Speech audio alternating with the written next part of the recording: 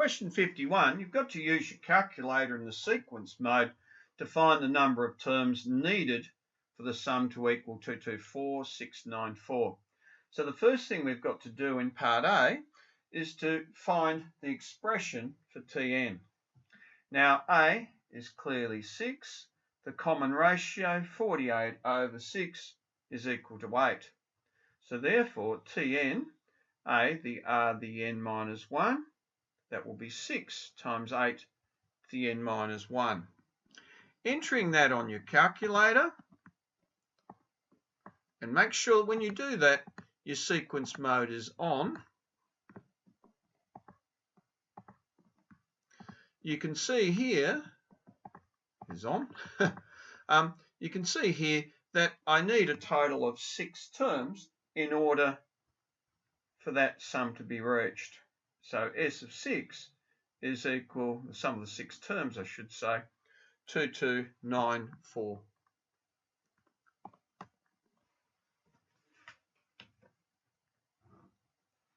Now, when it comes to C, same process, 2, 10, 50, and I need S, the n, is greater than 1 million. So in this particular problem, my first term is 2, and my common ratio is 10 over 2, which is equal to 5. So therefore, my nth term expression is equal to 2 times 5 to the n minus 1. As before, I enter that into the calculator. Notice how I'm making use of overtyping here. And if I scroll down, I've got 976,000, so I reckon the next term. So the 10th term, or the sum of the 10 terms, I should say. So in other words, we need 10 terms in order to exceed 1 million.